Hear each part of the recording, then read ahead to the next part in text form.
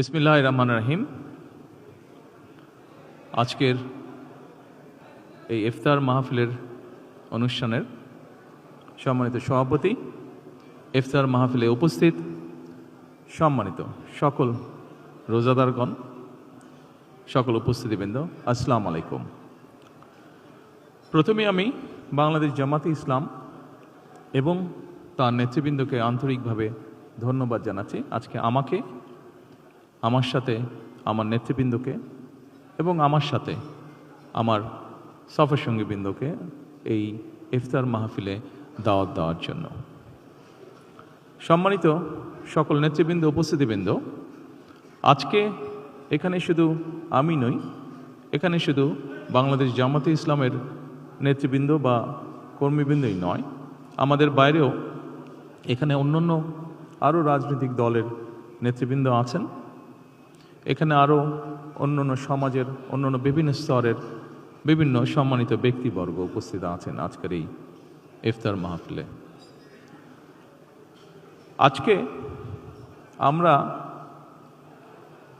একটি গুরুত্বপূর্ণ সময় সকলে এখানে একত্রিত হয়েছি। দেশের একটি গুরুত্বপূর্ণ সময়। কিছুদিন আগে দেশে নির্বাচন হয়েছে। এই নির্বাচনের মাধ্যমে গণতন্ত্রের যাত্রা শুরু হয়েছে। যে গণতন্ত্রের জন্য বাংলাদেশের মানুষ প্রায় এক যুগেরও বেশি সময় ধরে অকাতরে জীবন দিয়েছে, বিভিন্ন অত্যাচার, নির্যাতন, গুম, খুনের শিকার হয়েছে। এত ত্যাগের বিনিময়ে আমরা আজকের এই গণতন্ত্রের যাত্রা, যেটি সূচনা হচ্ছে বা হয়েছে নির্বাচনের মাধ্যমে, সেটির সুযোগ পেয়েছি। এই ত্যাগের মাধ্যমে, এই আত্মত্যাগের মাধ্যমে হাজারো মানুষের অত্যাচার, লক্ষ মানুষের নির্যাতনের মাধ্যমে আমরা আমাদের বাক, ব্যক্তি স্বাধীন গণতান্ত্রিক অধিকার চর্চার সুযোগ আমরা ফিরে পেয়েছি। সেজন্যই প্রথমেই আসুন আমরা আল্লাহর দরবারে শুকরিয়া আদায় করি। সম্মানিত উপস্থিতিবৃন্দ, বাংলাদেশের মানুষ আজকে অনেক প্রত্যাশা নিয়ে, অনেক আকাঙ্ক্ষা নিয়ে, অনেক আশা নিয়ে আমাদের সকলের দিকে তাকিয়ে আছে, বিশেষ করে রাজনৈতিক দলগুলোর দিকে তাকিয়ে আছে।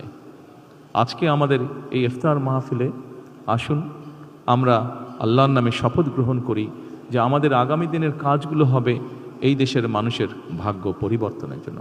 আসুন আমরা আল্লাহর দরবারে সেই রহমত চাই যার মাধ্যমে আল্লাহ আমাদেরকে এই দেশের মানুষের ভাগ্য পরিবর্তনের জন্য, এই দেশের ভাগ্য পরিবর্তনে কাজ করার তৌফিক আমাদেরকে আল্লাহ তাআলা দিবেন। পরিশেষে আমি আবারও বাংলাদেশ জামাতে ইসলাম এবং জামাতে ইসলাম নায়েবে আমির শফিক সাহেব সহ সকল নেতৃবৃন্দকে আন্তরিক ধন্যবাদ জানাচ্ছি আজকে এখানে আমাদেরকে দাওয়াত দেওয়ার জন্য। আসসালামু আলাইকুম।